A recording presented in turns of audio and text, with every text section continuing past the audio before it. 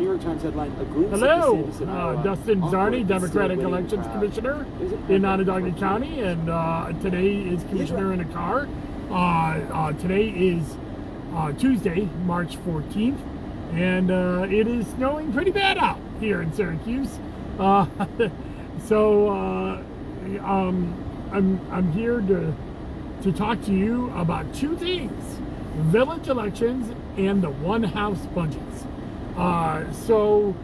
Next week we have the village elections in central New York. We have 6 villages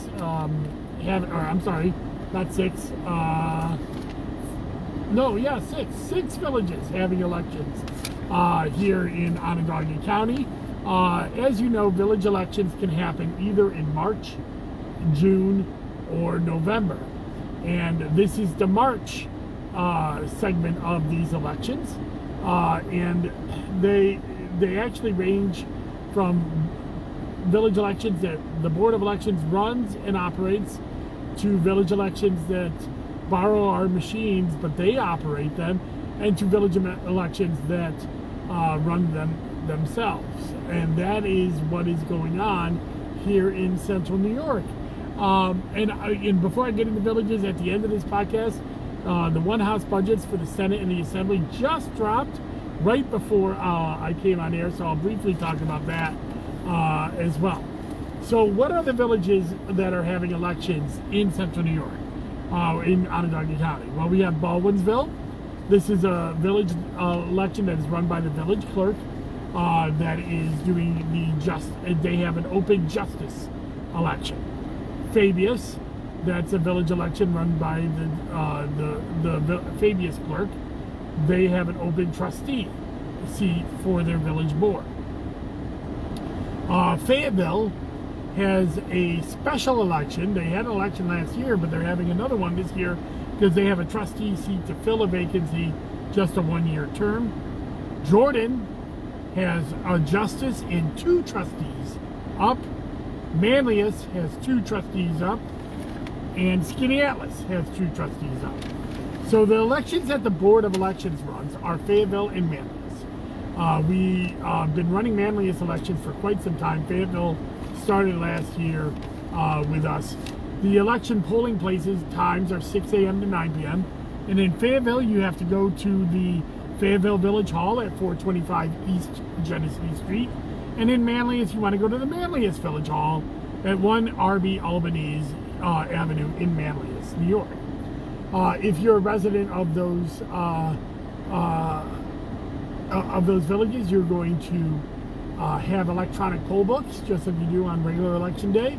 You're going to have our machines like you do on regular election day, and you're going to have a poll print there that is going to print your ballot on demand, so we'll have less waste, because these village elections, especially in March, are very low turnout affairs.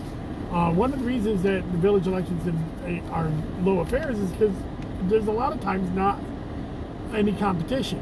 And we see that in Fayetteville, where Jane Rice is running to fill the position, and she is unopposed, although a write-in candidate could come out of the woodwork. Ann Henry will be running for the village trustee in Manlius, but there are no other candidates for 2 positions, so there's only 1 Democrat running. And there are Republicans running for the 2 trustees there are 2 Republicans running for the trustees as well there. Now, the other places in Baldwinsville, again, run by the village clerk. You're going to go to the Baldwinsville Village Hall, 16 West Genesee Street. It's open noon to 9. Fabius, you're going to go to the Town of Fabius Community Room, 7786 Main Street. They're open noon to 9 next Tuesday. Jordan, you're going to go to the Jordan Bramley Library, 15 Mechanic Street, Jordan, New York, open noon to 9. And Skaneateles, you're going to go to the Skaneateles Village Hall, 26 Fennell Street, Skaneateles, New York, open noon to 9. Now, for elections that are not run from the Board of Elections, we don't report results on those. We don't do anything with them. We don't determine ballot position. We don't know who's on the ballot sometimes, and we also don't promote the ballot access methods out there or run their absentee ballots. All of that is done by the village clerks. And if you go to onvote.net, we have a village page that has all of the information on there that I just gave you, and also you can phone numbers for contacting the village clerks to find out about the elections in the areas that we do not run. Now, if you wanted an absentee ballot for village elections, we are still sending those out at the Board of Elections. You can go to onvote.net and apply online, or you can come into the office and get an absentee ballot. But this is, again, only for Fayetteville and Manlius. For any other place, you have to contact the village clerks. Now, we have a policy at Onondaga County Board of Elections to send out absentee ballots right up until the Friday before the election. Now, we don't guarantee that you're going to get them. That guarantee ended at 15 days before the election. So if you want an absentee because of mail, we highly suggest either you come in and get an absentee at our office, or you send somebody in with an application signed by you authorizing them to pick up the absentee and vote. There is no early voting for village elections. So the only option you have is absentee if you have an excuse, or show up on election day and vote at the village elections at the various poll sites that I just listed off for you. And again, go to onvote.net/elections. I'll be having Jane Rice and Ann Henry on my Zoom with Zarni program this Thursday, and we'll be talking to them about their races in Manlius, because they are running on the Democratic lines. And I kind of keep those Zoom with Zarnis for Democratic candidates, and they are a rare exception where they're running on major party lines. Other villages don't have major party lines. That's actually optional. It's not something that they can legislate, but it's been tradition in those other villages not to run on the major lines. And so when that happens, I choose not to interview them on Zoom and Zarni, because I respect that they don't want to take a partisan position. So that's why I'm only having Ann Henry and Janet Rice on next week. Despite, Janet Rice is unopposed, I feel it's important to get that information out there so people can make a choice. So check out on Thursday my interviews with them. And next week on Tuesday, I'll be doing Commissioner Carr. I'll probably be doing it in the morning on my way into work, as polls open at 6 a.m. And I will want to make sure that that I'm promoting those village elections all day long. So my Commissioner Carr may be very early on Tuesday. I'm not sure it's going to be 5 a.m., but we'll see how that goes. And if you want results from Fayetteville and Manlius village elections, follow Onondaga County Board of Elections on Facebook and Twitter, because that's where the results will be posted for election night results. And then, of course, the certified results will be on our website after they are certified. So those are the village elections that are happening in Onondaga County next week. We also got news of a one-house budget. The one-house budget for the Assembly and the Senate is part of the budget process in New York State.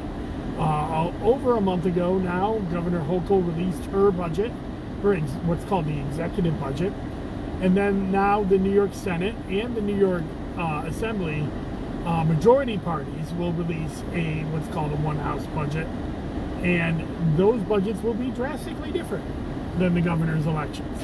And of course, I've been following that along because I want to see how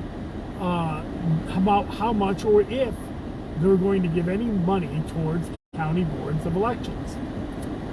In the governor's budget, there was only money to reimburse county boards for the absentee ballot costs for mailing absentee ballots, since there was a change in the legislation last year that said that we had to pay for the postage for absentee ballots that are returned back to the boards of elections, and also pay for mailing applications out to those who request it. And that money is being reimbursed by New York State.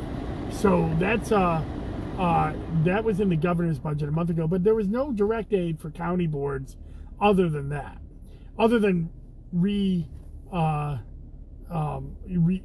a lot of the grants that are out there as well. In the New York Senate budget released yesterday, there was a significant investment. There was $15 million for aid to localities for hiring new staff and increasing salaries at the boards of elections. There was $15 million for capital projects. That's buying hardware. That was very important because we're looking at replacing precinct scanners all throughout New York State, as new next generation scanners are coming online here at the here in New York State. So that was a great investment. The Assembly only put in $10 million for aid to localities fundings, but they specifically said for early voting and absentee costs. So the funding for the aid to localities for them seems to be directed at just the early voting and absentee costs. There was no capital funding, although aid to localities funding can be used as capital as well. Or at least traditionally could be. So those are both significant investments, both higher than what the governor put in, and both welcome steps forward. So what's going to happen now? Well, the budget deadline is April 1st. Are we going to blow through that budget deadline? We usually do. A couple days, get by the budget. Who knows how long it's going to take, but the governor, a little tired today. The governor, speaker, and Senate Majority Leader will then now go into negotiations, and those negotiations will have to be ratified by the Assembly, the Senate, and signed by the governor. So while people like to talk about 3 men in a room, well, it's not 3 men in a room now, and it's definitely not 3 white men in a room now. We have 2 women and 2 African Americans as part of that 3 person makeup that is, has changed a lot since Democrats have taken over the Senate and the Assembly, and also Governor Hochul winning re-election last year as governor. So the dynamics have quite changed, but in many ways they are still the same. These negotiations are going to take a long time. There's a lot of differences in budgets, and it's not just about elections. I'm focused on elections, but there's a lot of other things in there as well. And there's funding in there in the Senate budget for other election adjacent stuff, like the data collection at the SUNY Institute that was passed as part of the John R. Lewis Voting Rights Act. So those that money is in those budgets, and we're gonna have to see what comes out of this. The Senate is putting $30 million, $32 million if you include the data collection. The Assembly is $10 million, and the governor's $3 million. So we'll have to see where this all leads out, and how the grants are worded, and how the final budget language is, to see what boards of elections will get. It is pretty safe to say we're going to get something. We just don't know how much or what.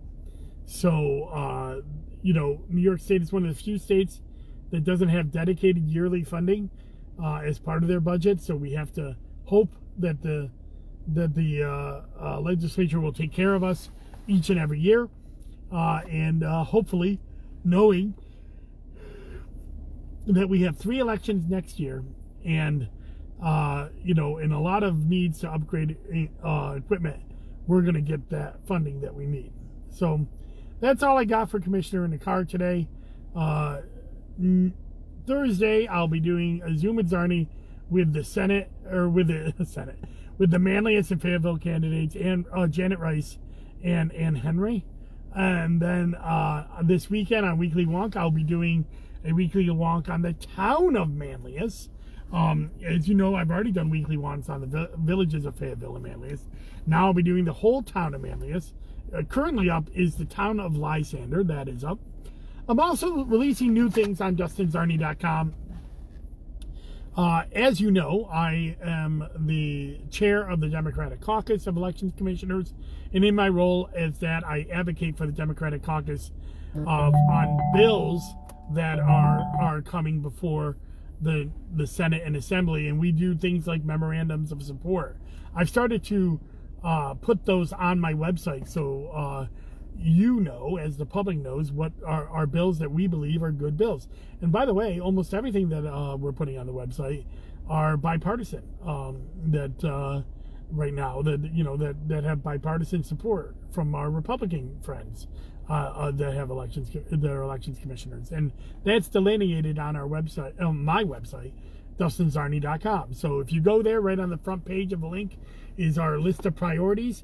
And as I release memorandums of support, in addition to putting it on my website, I'll put them on my social medias. I've done 3 today. We got about 10 bills that we're going to be supporting right away initially, and then we're going to be moving on from there. And as the legislative session goes forward, if you want to help us out by calling your local members of Assembly and Senate and telling them to get on as co-sponsors on these bills, that would help us a great deal. And that to vote for them when they come into committee, that would also help a great deal. So thank you very much, and enjoy the rest of your day. And be safe. It is snowy out there, and this is a decent storm. It's not anything the Syracuse can't handle, but please be safe. All right, bye-bye.